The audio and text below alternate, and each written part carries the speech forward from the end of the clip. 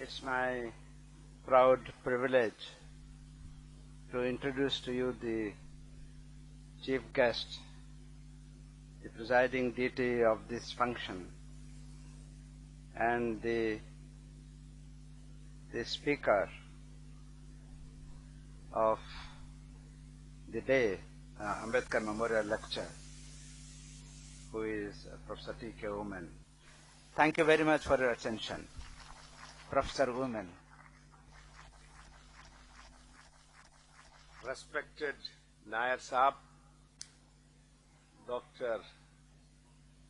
Naik, and the present Ambedkar chair. I stand here with some trepidation because I always tell myself, an old adage, to teach John mathematics, not only that you should know mathematics, you should know John. I don't know you. And therefore, I really don't know at what level I should pitch my talk, although I have already written it out, being a formal lecture, and passed it on to the organizers. As you might note, I have given the title, Analyzing Social Transformation, the Missing Subaltern.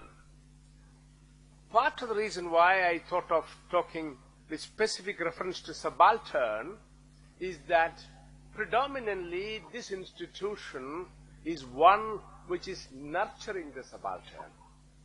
And towards the end of my talk, I will say that unless these things are done more and more, an understanding about India will remain incomplete. That's the real message I have. It is frequently argued, and correctly, that no society is static. All societies are changing. The only difference is some societies change fast, others change slowly. At least for quite some time, this was a phenomenon applicable to our own country. But latterly, possibly, the rate of transformation, change has accelerated. A few years ago, to be precise, some 18 years ago, I was asked to reflect on the future of India. There is a journal with the title Futures, published from London. And they wanted me to reflect with special reference to Indian society, Indian nation-state, and Indian civilization. And I have argued that one of the problems about India is there is no unified vision about India's future. There are competing ideas, and I have identified 4 of them. One I called cultural unity, or I don't want to use the particular term which I have used. India is as a unity. Then the another view is that India is a multiplicity, that is cultural pluralism. And there is a third view that India is to be viewed as a cultural federalism. Some of you who are reading newspapers and following the debates in the media will very frequently say that, note that one of the tensions that we experience in India is between the union and the various constituting units, although the first sentence in the Indian Constitution says India is a union of states. I hope you know that. And these three visions, it is frequently argued, and not without reason, and I concur with that argument, are elitist in orientation, although they are different. And there could be a fourth vision, which I would like to call the subaltern vision. And this subaltern that I am referring to constitutes about 75% of the total population of India. I include three categories in this: SCs, 16%, STs, 8%, OBCs, between 50 to 52%. I mean, Mandal might overestimate the number, but roughly it is that. So you add up, you get about 75% of the total population of India would belong to what is called the subaltern group. And yet, their ideas, their thinking is not adequately reflected in the futuristic vision of India.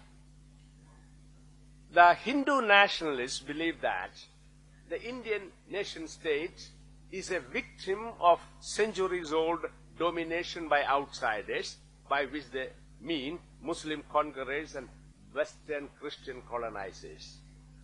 And their contributions, these Muslim and Christian contributions, remain alien accretions to the Indian ethos. The way out is to marginalize or eliminate the carriers of alien cultural elements from Indian society if they do not accept them and assimilate with the Hindu ethos. You would remember in the 1960s and 70s, a word which was very popular was Indianization. Without understanding that India is a multiplicity, there is not one India in one sense. I'm not talking in a political sense, but in a socio-cultural sense. Now, this idea was certainly not acceptable to many, and people have argued that India is not one, but many.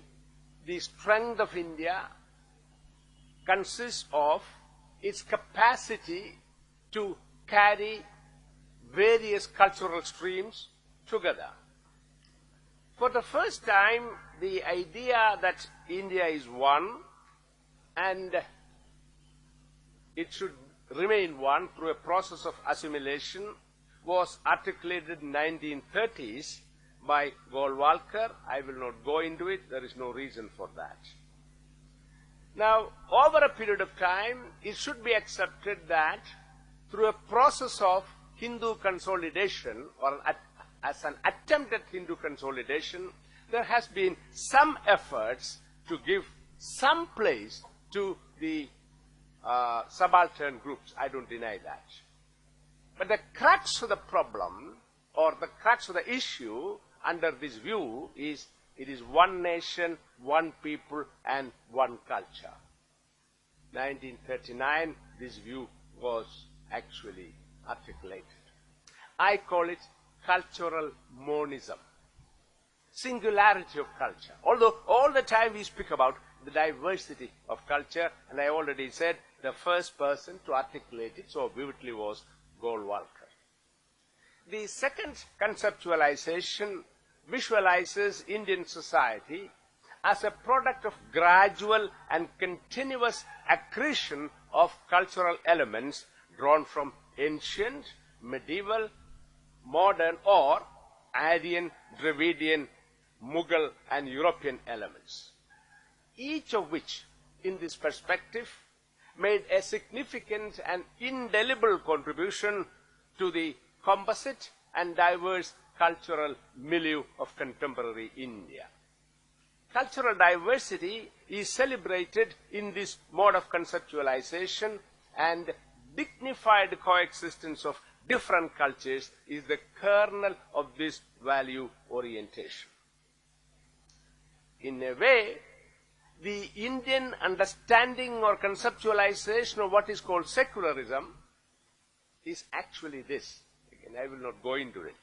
But the architect of this idea was none else than Pandit Jawaharlal Nehru, and if you read his book, it will be very, The Discovery of India, it will be vividly shown.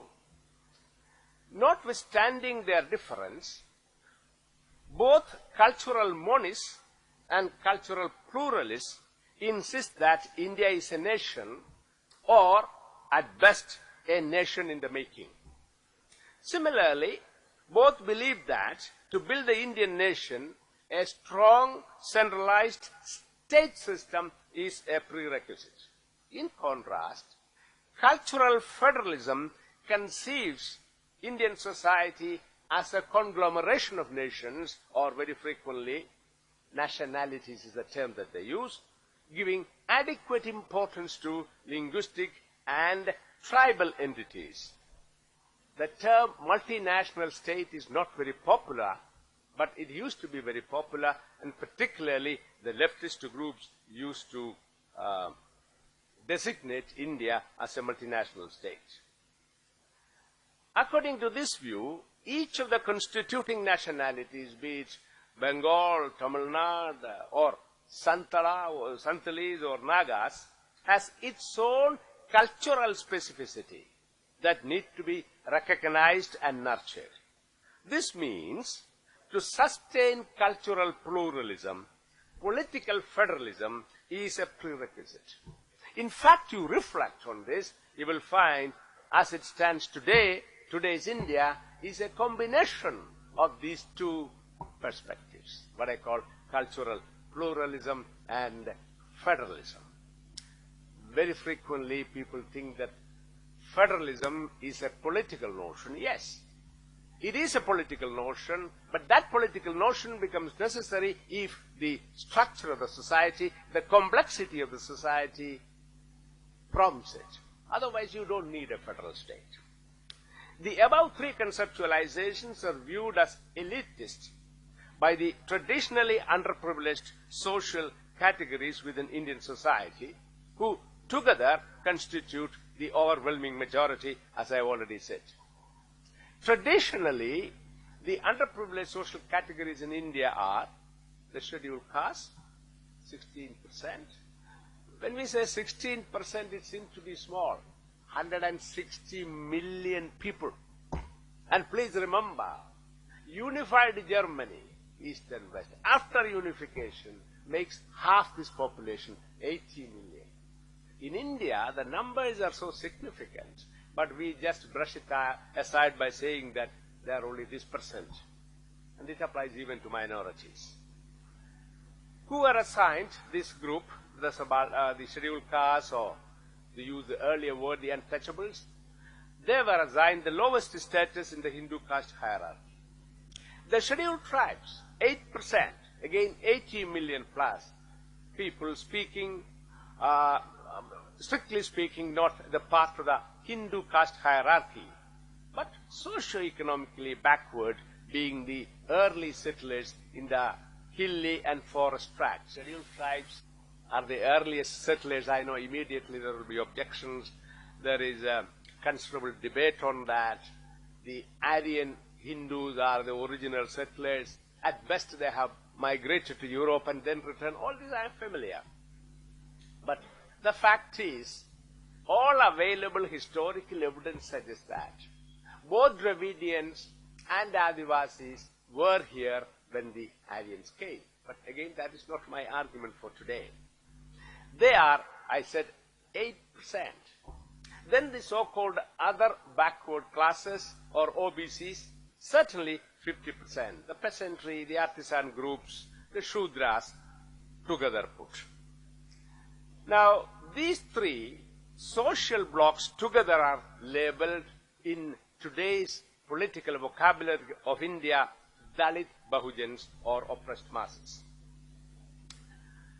The value of hierarchy which is legitimized what is called institutional inequality, sanctioned and sanctified by Hindu scriptures, provide the major source of this content to the Dalit Bahujans, whose conceptual perspective may be designated as cultural subalternism. I want to pause for a moment and let you know there is no society, as we know, historically speaking, where inequality is absent. Inequality is present. But invariably, inequality is not justified. The only critical difference here, in the traditional order, inequality was not only sanctioned, but legitimized, sanctified. I don't want to go into history or even theological doctrines. You are familiar with it. According to the cultural subalternists, cultural monism represents the view of the traditionally privileged conservative caste Hindus. In contrast, cultural pluralism is upheld by the modernists who believe that secularism, that is the dignified coexistence of all groups and communities, is the cornerstone of Indian nation state. The cultural federalists too are modernists, but they insist that political decentralization is a prerequisite for deepening democracy. The Constitution of India, Indian nation state, when I say Indian nation state, is a term which I don't accept. I put in inverted commas, you will see it in the text.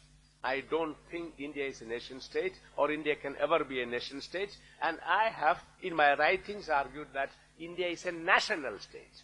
And there is a critical difference between a nation state of the European type and national state of the kind that I am speaking. So, although both these groups, that is cultural monists and cultural pluralists, promise modern democratic values to all citizens, they do not actually give it in action to this cultural subalternism. It is one thing to promise.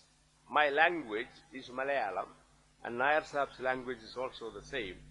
In Malayalam there is a saying that the cow in the photograph does not eat grass. Wonderful promises could be made in the Constitution. But what is important is translating this constitutional vision into reality. And our concern is precisely that.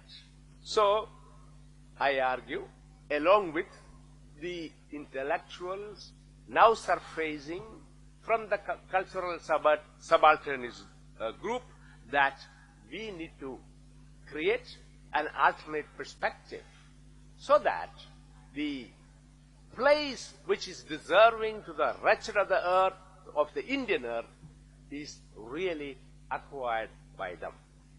Now, this is the broad canvas.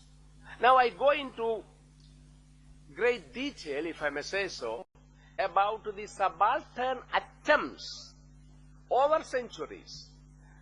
You will not have the patience, and I may not have the time to go into all this, but I will mention some of this as I pass on. It is not that the subalternists were keeping quiet. My argument is, in spite of the fact that protests and mobilizations have been happening for centuries, true transformation has not come about. The first of these, if I go back to the history of protest movements, is the Bhakti movements. And the idea behind Bhakti movements was to purify Hinduism and to scissor the unacceptable accretions which have happened over a period of time. There are movements like Veera Saivism in South, particularly in Karnataka, and Arya Samaj in the North. And these movements were essentially attempts, as I said, to purify Hinduism so that the kind of evils which persisted over centuries can be done away with. There was another set of movements which wanted these subaltern people to move out of the Hindu fold, usually referred to as conversion movements. and conversion movements, both to Indic and non-Indic religions. For example, conversions have happened both to Buddhism as well as Sikhism, two religions which originated in India, as well as to Islam and Christianity, two religions which have come to India from outside. But all available evidence show that these, the first I talk about the Veerasaivism and Arya Samaj very briefly. These movements have not actually resulted in the annihilation of caste. In one way or another, for reasons which are specific to India, caste system has been reproduced, has been reinvented with minor changes here and there. There used to be a sociologist by name D.P. Mukherjee who taught in Lucknow. He used to say, Mother India has a very powerful liver. She can digest everything. So there may be attempts to question the Hindu caste system. It has happened, and I have provided you two examples. But ultimately, the caste system with minor alterations continued, and it is continuing even today. Then there were attempts made by people like Kabir. It is 1440 to 1518 he lived. You can understand how ancient it is. And here was a man who was trying to attack both Hinduism and Islam because of the kind of orthodoxies in them. But in spite of the fact that he has questioned the orthodoxies both in Hinduism and Islam, finally what has happened is a large number of sectarian groups have emerged, and in fact caste system got replicated. The greatest challenge that Arya Samaj faced was the iniquitous caste structure and the abhorrent practice of untouchability. You see, I'm talking about a movement which is indigenous, which very much wanted to do away with the caste system, but it did not succeed. Because when people of untouchable background entered Arya Samaj, there was difficulty because they were not accepted by those who were above the pollution line, the so-called caste Hindus.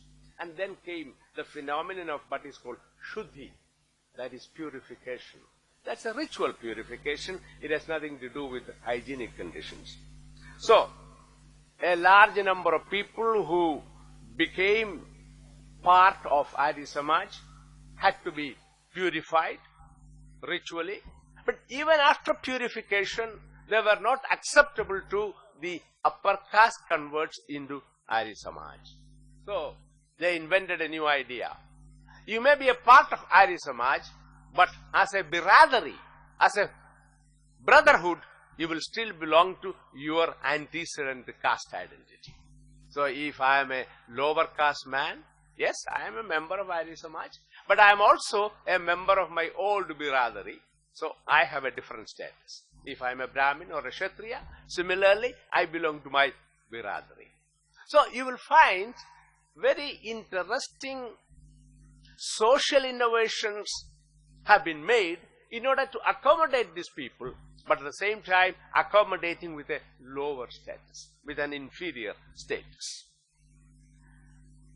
Also, some of the lower caste people who embraced Islam particularly were also subjected to Shuddhi movement, and they were reconverted back into Hinduism through Shuddhi movement, but again they came to have the same position as they occupied before the change.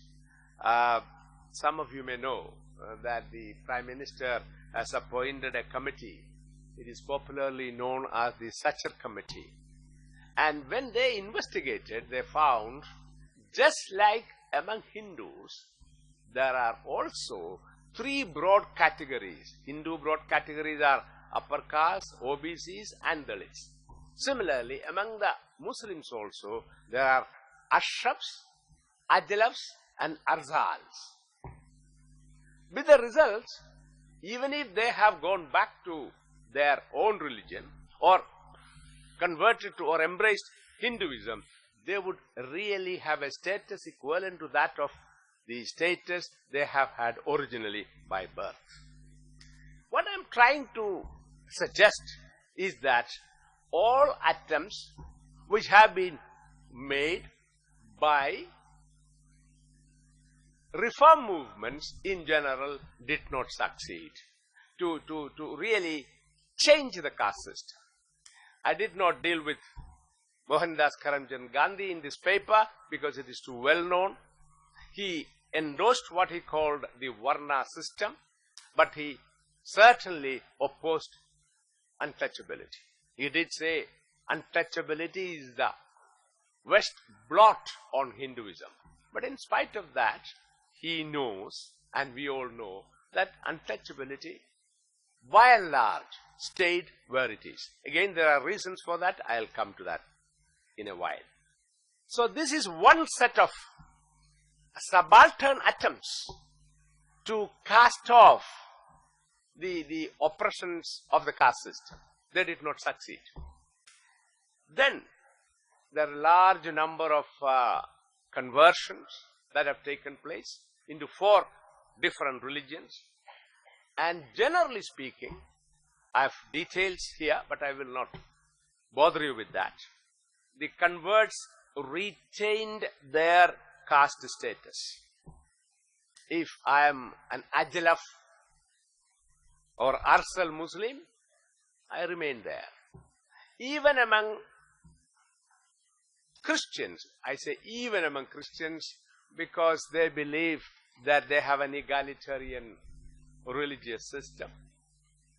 We all know, and it is proved several times over, that the untouchable who embraced Christianity was treated with some minor modifications as an untouchable.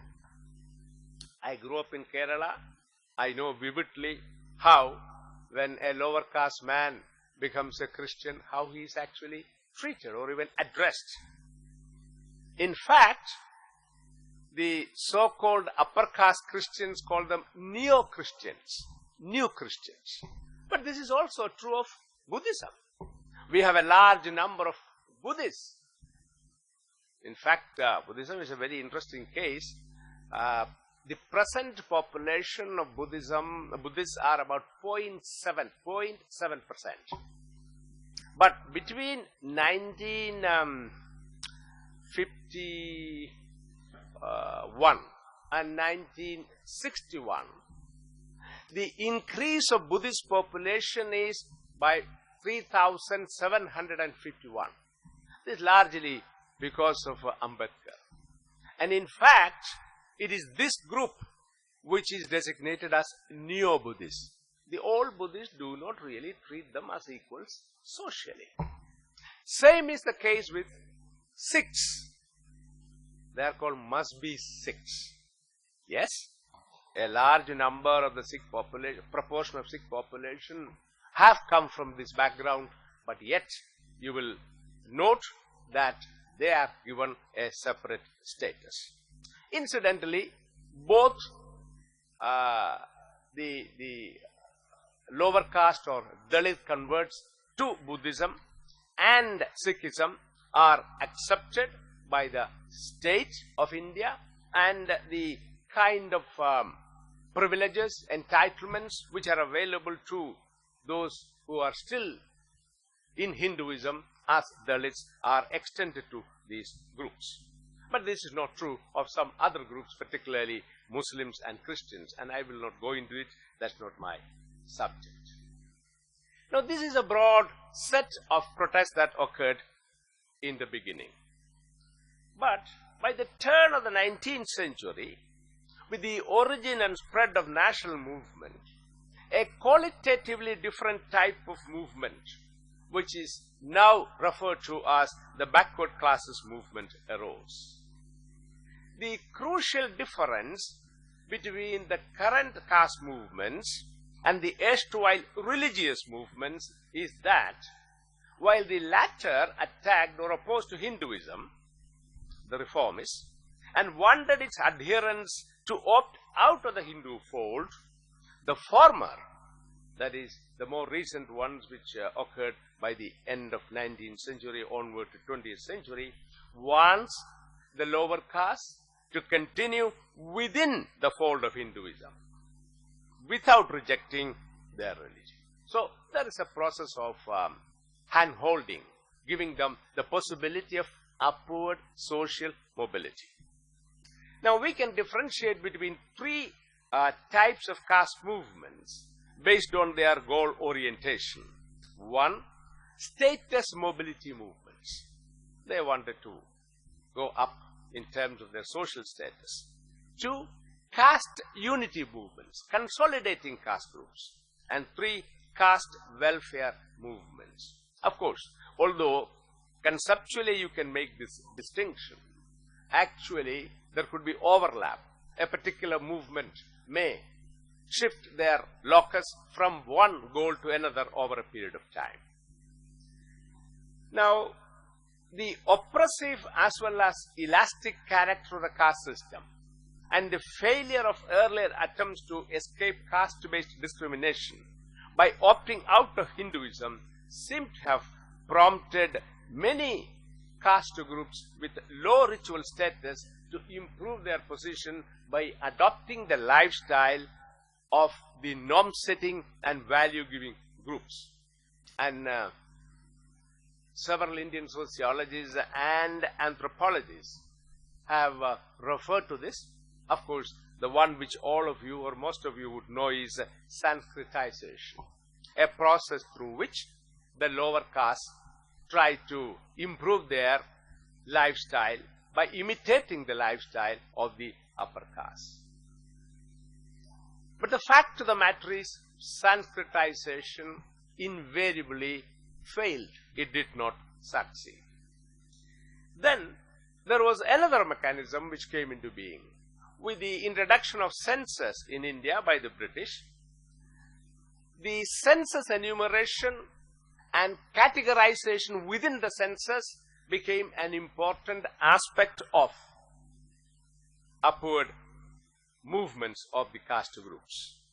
And there's a large number of petitions. If you go back into social history of caste groups, from 1901 to 1931, you will find a large number of caste sabhas, associations, have been formed. The idea was these caste sabhas will appeal to the administrators of the time, the colonial administrator, that we should be given a higher status. Not that the state can distribute status, but recognize it in the census so that it will be of help to us. So that was another. There are some very interesting cases. Again, the Idavas of Kerala have really moved up. The other day I was reading a report about Kerala, the latest. They used to be below the pollution line in the 1930s. Today, they have moved up. In terms of the secular status, just to give one example, representation in the state government jobs. They have exactly the same percentage of jobs in the government as their population is. No other group has succeeded. I am only giving an instance. Or the Malis of Maharashtra, or the Nadars of Tamil Nadu. All I am trying to tell you is, there have been some instances in particular provincial states or regions of the country where these people have moved up, succeeded, but they succeeded in the secular context. Not that because they moved up, the upper caste have started treating them as equals, and that is my point. So, when the movement took place, it is also interesting. One, they are usually a big group. Demographic advantage was in there. If you look at the religious and caste groups of Kerala, to continue with my illustration, the largest number, if I remember correctly, 22% are Izhavas. That means political clout in today's democracy. Now, it's equally true of some other groups. But in some cases, like in Maharashtra, because of the support from above, the Maharaja of Kolhapur, for example, was supporting the backward classes movement. So, you will find various factors contributed to the movement of some other groups which were previously referred to as other backward classes. Not that they came to be accepted as a twice-born group, that is Brahmin, Kshatriya or Vaishya, but in the secular realm they have improved their status. Then the third movement that I have referred to is counter-culture movements. I referred very briefly to the Aryan group who believe that they are the original inhabitants. But the Dravidians contest this proposition. They believe that they are the initial group, along with, of course, the Adivasis.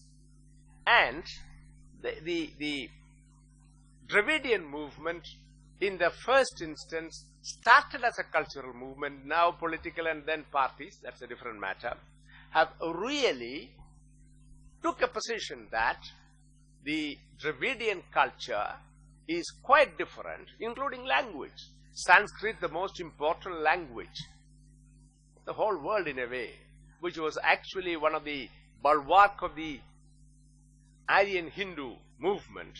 The Dravidians say Tamil is more ancient, and they are historically correct. And Tamil is more ancient than Latin and Greek, the two European classical languages. So they try to create a counter-culture situation and say that we will not accept the presumed superiority of the Aryan Hindus. But politically they have succeeded, but is it that the subalterns have really improved their status in Dravida Nadu, particularly in Tamil Nadu? There is no evidence. There is yet another movement which came, and that is much more recent, that is called the Dalit protest movement. Again, you are all very familiar with that. To begin with, the epicenter of the Dalit movement was Maharashtra. Gradually it has spread all over. So, the critical distinction is that the Dravidian movement was more a regional linguistic movement with an emphasis on non-Aryan elements. The Dalit movement was, of course, started in Maharashtra, now an all India movement, and some headway has been made because of their efforts in the secular context. Now, the purpose behind this elaborate view of protest movements against caste Hindus is to demonstrate that the Dalit Bahujans were not keeping quiet. They spared no effort to cast away their traditional chains. But the fact remains that they are still in chains, or largely in chains. Why is it so? And that is the short explanation that I will provide and stop the lecture. I have noted at the very outset that social transformation is conditioned by visions upheld by those who lead movements for change. While Dalit Bahujans have had a long and checkered history of mobilization, they could not project a unified vision. I am referring to nearly 3/4 of India's population. There are several reasons for this, and I shall list the major ones below. 1. As I said, Dalit Bahujans are constituted or drawn from SCs, STs and OBCs. They are juridico-legal all India categories and not a sociological unity. And this makes a lot of difference, because you think in terms of bringing people together because of certain deprivations. To a certain extent, they will, the movement leaders will succeed. But the structure of the deprivation vary vastly, and hence the possibility of their acting in unison against a commonly perceived enemy, here the upper caste, is extremely limited. Very frequently we hear from political platforms that the Dalit Bahujans have to act in unison. But in reality they do not, and the question is why? The OBCs are placed above the ritual pollution line, and thanks to land reforms and green revolution, a substantial proportion among them has experienced economic prosperity. The numerical advantage of OBCs facilitated their emergence as an important political force. I don't know, many of you might not have seen it. There is a book which was edited in 2009. The title of the book is The Rise of Plebeians. The word comes from ancient Greek history, where the population were divided into the patricians, the nobles, and the plebeians, and of course the slaves. So the OBCs were referred to as plebeians, and if you see that book, you will find there is an enormous amount of political advantage that the OBCs have because of their numerical superiority. I tell my students occasionally when I teach, you go back and look at the newspapers. Would you come across a single visible politician in the All India or even the regional level by a surname called Yadava? Probably not. But today, yes. Why? You have to see the importance, the numerical importance of universal adult franchise in a democracy. So, their deprivation, the OBC's deprivation, is anchored mainly to underrepresentation in higher echelons of bureaucracy, judiciary, and prestigious professions. To remedy this status incongruence, the OBC are unlikely to align with SCs and STs. This is a logical argument I am making. If you look at the OBCs, you will find today, thanks to their numerical superiority, they are politically okay in terms of positions that they occupy. Because of land reforms and green revolution, they have arrived economically, and available data show a substantial proportion of the small entrepreneurs in India today belong to the OBC category. But when you look at the top bureaucracy, the one to which Nair Saab and Dr. Naik belongs, IAS, judiciary, or even professors, which are not of any significance, but yet, recently I looked at the data, there are not even a handful of people, although they are some 50% of the total population. So this is what I call the status incongruence, which the OBCs suffer from. The scheduled tribes are not a part of the Hindu caste hierarchy, although the ancestor tribes of central India are often subjected to a process of Hinduization. But those STs who are incorporated into Hinduism vary in their ritual status. Some STs have been incorporated with the Kshatriya status, some with the OBC or Shudra status, and some of the SC status. Thus, at the ground, you will find that the STs are bifurcated into 2 or 3 major caste groups in the process of their being absorbed into Hinduism. Now, the Republican Party of India, founded by Dr.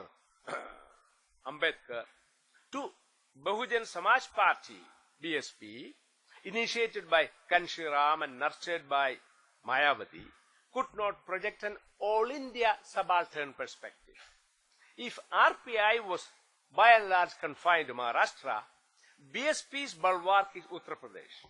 Understandably, cultural subalternism has not yet succeeded in becoming a competing perspective to cultural monism, to cultural pluralism, or to cultural federalism.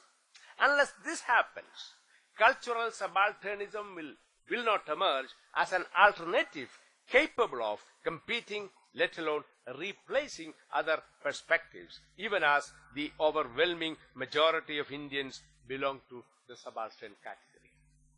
The third and a crucial reason for the non-emergence of subaltern perspective to garner and guide social transformation in India is their near total absence from the process of production and dissemination of knowledge. See, in any society, although people who produce and disseminate knowledge, people like me who are professors, I sometimes refer to me as a BPL professor, below poverty line professor. Although we all say, look at the condition of teachers in this country, but that apart. Unless this group is active, you cannot think in terms of alternate perspectives. While not denying the role of organic individuals in initiating and accelerating social transformation, interrogation of the prevailing hegemonic knowledge system invariably calls for ingrained understanding of that system. Traditionally, not only that Brahmins were the only acknowledged producers and disseminators of knowledge, the Dalit Bahujans were not even permitted to imbibe this knowledge. You know all about it. Their traditional knowledge, evolved through experience, was not simply recognized, but in fact stigmatized. Small wonder that Dr. B.R. Ambedkar was compelled to state that he was the only non-Brahmin scholar of his time. Only non-Brahmin scholar. Every scholar was a Brahmin. The systematic destruction of the knowledge system of Dalit Bahujans largely explains why a subaltern vision is yet to emerge. Very frequently we accuse our students and colleagues, oh, your knowledge is textbookish.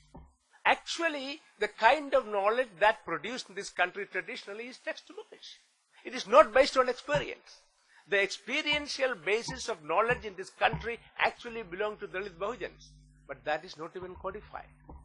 And that is a big deficit. Once the Dalit Bahujans were allowed to take to modern education, they responded positively to this new opportunity. But the production and dissemination of modern knowledge, by and large, remains the task of universities. Among the universities, the position of central universities is crucial because they provide more opportunities to do research, a prerequisite for knowledge production. And let me quote you the latest statistics. As on 31st March 2011, of the 5,876 faculty members in the 24 central universities, the faculty representation of Dalit Bahujan categories is as follows. Scheduled caste, 513.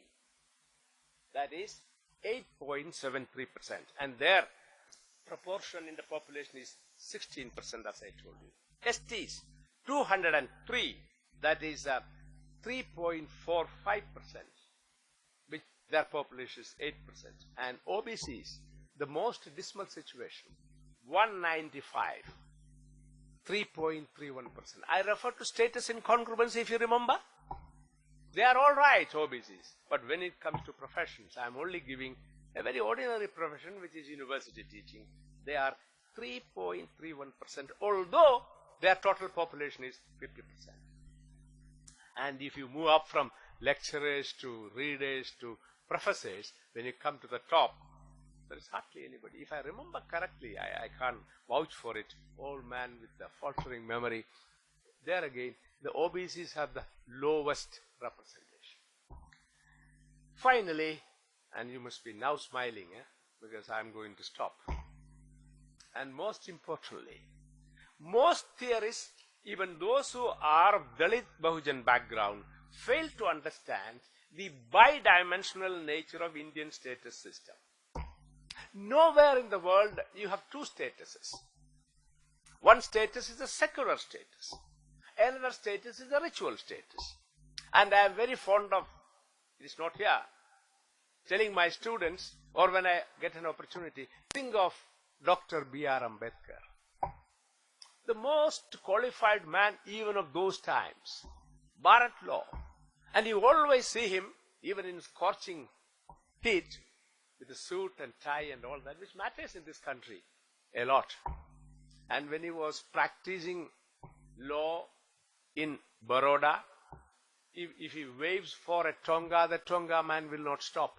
Everybody knew who he was, in spite of his appearance. One day, out of anger, he jumped in front of the Tonga and asked, "What the hell? Here is the money." He said, "Sir, I have no problem. Everybody knows you. If I carry you, they will boycott my Tonga. I cannot rely only on the money that you pay. Please pardon me, I have no problem." And you know, when Babu Jagajeevan Ram was the defense minister of this country, the temple, Puri temple in your state, did not allow, that means the Brahmins there, the Pandas there, did not allow him to enter. I don't want to give more examples. So, in the secular status, they are at the top. Ritually, they are still there. I can give you 100 examples. Now, this is the basic contradiction of the Indian system. Not elsewhere. Elsewhere, if a man from the bottom comes up, they will celebrate it. They think this is a real sign of mobility. But here, we have two kinds of mobility. Mobility was possible and happened in limited measure in the secular context. It accelerated with the dawn of modernity in India, and a substantial number of Dalit Bahujans, although very small in terms of their proportional population, did experience upward mobility.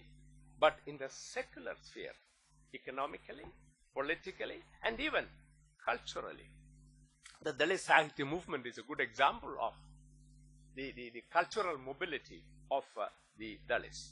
But no commensurate mobility was conceivable in the ritual sphere anchored to caste hierarchy. While one need not attest any kind of determinism, it is now well recognized that societies differ based on their core institutional order. I've written about it long ago, if I remember in 1967. I said, if you really want to bring about structural change in a system, you must attack the core institutional order. The core institutional order of Indian society is ritual status in the caste system. And in spite of considerable upward mobility, in the secular sphere, the ritual sphere remains rigid. Again, two states in India tried to train untouchables, quote unquote, to be priests. One is my state, Kerala. The other is Tamil Nadu. When these Dalit who were trained as priests went to the temple priest did not allow them to enter. The priests from the Dalit background. There is a large number of interesting stories, one of which I know personally because I lived in a village in Kerala where there is a temple just across. The pujari threw the temple key into the pond, huge pond, and nobody can really locate it. Of course, an alternate key can be made. What I'm trying to tell you is the real resistance to change lies here. That is, the status incongruence or divergence between the ritual and secular status system is a possibility and a reality. Dalit Bahujan movements, although wanted to dismantle the caste system, this fundamental objective was given up in the wake of the crumbs dropped to them in the form of material benefits. I am accusing the Dalit Bahujans for being their attention being diverted to small material benefits, which I call the crumbs. The real issue was fighting the caste system in terms of the ritual superiority of the traditionally privileged group. While this certainly did facilitate, using the crumbs available, limited upward mobility in the secular context, the status system anchored to the iron law of ritual hierarchy remains intact even now. Unless this is interrogated and smashed, the ultimate emancipation of Dalit Bahujans will remain aborted. This is a task which Dr. B.R. Ambedkar initiated.